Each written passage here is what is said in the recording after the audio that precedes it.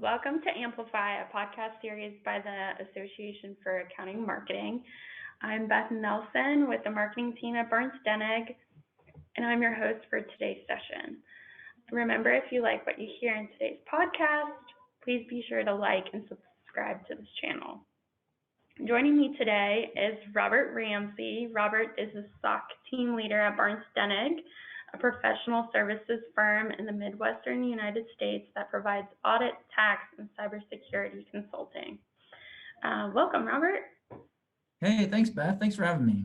I like talking about data privacy. This will be fun. Yeah, definitely. So today we're going to be talking about GDPR, and we have some really great information to share with our viewers today, so be sure and stick with us through the end of the episode. Our marketing team has been working to make sure we are GDPR compliant, and I'm curious how you are helping your clients with GDPR. So will you provide background on the introduction of GDPR from its introduction to today? Yeah, sure. So the EU introduced GDPR, the General Data Protection Regulation, in 2016, and it became effective in 2018. So we've had over a year now of it being effective and companies trying to be compliant. And its goal is to protect consumers. So especially against spammers or companies that take your data without you knowing it and sell your data and monetize it. And it gives consumers an opportunity to have some control over that, to request how it's used, to ask for it to be removed if they want. And there are strict rules about companies that maybe would, if they did violate any of these rules, they can be subject to steep fines. And so that's part of what got all the excitement, where all the fines and companies were worried about that. Okay. Given that background, where do U.S. companies in general stand with GDPR compliance in 2019? I think companies at first were kind of scared because of those fines, and some lawyers and IT people kind of read the 62 pages of the General Data Protection Regulation and kind of scared some people with a lot of requirements. But over time, I think we found that as long as companies are using data for legitimate purposes within kind of bounds of a contract or something that's reasonable to expect that the consumer, the individual's data should be used in this way, then they're generally okay.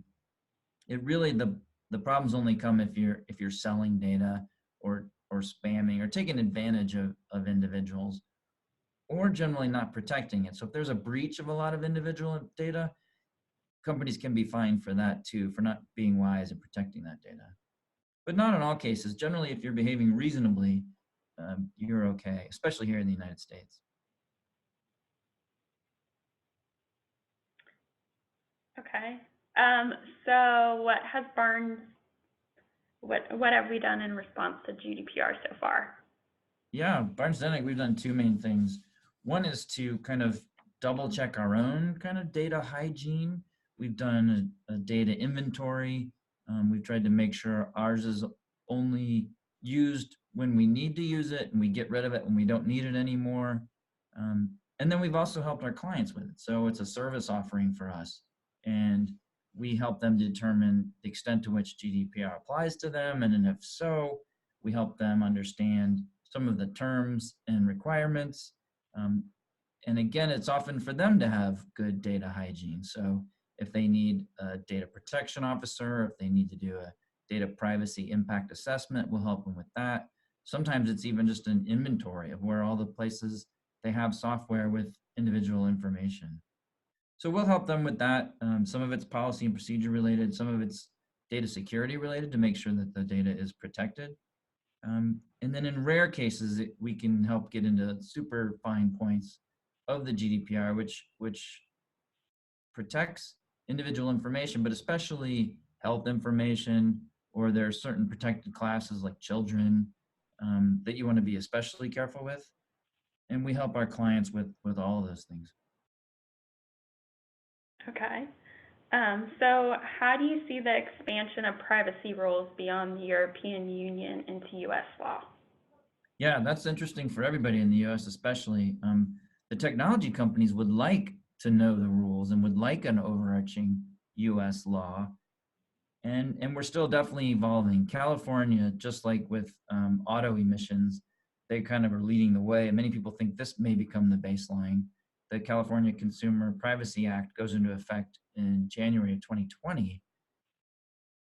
What hopefully other states will follow suit and use common criteria. There's a chance we'll end up with 50 different sets of regulations, and that'll be a little bit of chaos, and we'll have to see at what point the federal U.S. government steps in. But hopefully, in general, it'll be towards protecting consumers, encouraging reasonable, good hygiene. I know in Ohio they have a data protection law that protects companies. So if companies are behaving reasonably or following a cybersecurity framework, then they're presumed to be innocent if there's a breach. So there's some protection to say, hey, we know nobody's expected to be perfect, and that protects companies, which is kind of nice. So hopefully as this evolves, we'll have some protection for consumers and some reasonable protection for companies as well. But we'll have to see how it goes. Yeah, definitely. So what would you recommend companies plan to do going forward then? Yeah, in addition to sort of following what's going on in California and the GDPR, if a company is already kind of regulated and HIPAA compliant or PCI compliant with accepting credit cards, they maybe are already pretty on top of this. If not, they might want to take a data inventory and see where all their information is, how it's all protected, if it's all consistently protected. Sometimes just getting rid of old information is a smart way to be safe, because then nobody can steal it if you get rid of information you don't need. The same with only allowing people that need access to information to have that access. So kind of right sizing data security within your company. Those are all kind of positive data hygiene kind of procedures that are in line with these rules, and also just smart business. Okay, so anything else you would like to add as we conclude this podcast? No, just Any say extra especially for, information? yeah, thanks, Beth. For technology or technology people, and especially marketing. I know a lot of our audience is in marketing. I wouldn't be afraid or too worried about it. I would go into it optimistically, thinking, how can we be smart about what information we save, who has access to it, how long we keep it, and maybe there's some just, again, good business practices that are good for your company, and also good, making it easier to comply with both the GDPR and the California Consumer Privacy Act. And of course, if you have any questions, people are always welcome to reach out to us at Barnes Dennig. Yes, definitely. So thank you so much for joining us today, Robert. Your expertise is highly valued here at Barnes Dennig. So you shared a lot of great information to be aware of the boundaries of GDPR matters. And thank you so much. Thanks, Beth. That was fun. Anytime. Yeah, definitely. So this wraps up another episode of Amplify. Please watch for another podcast from the Association for Accounting Marketing next month. And as always, remember to aim high. Power up, listening, we're always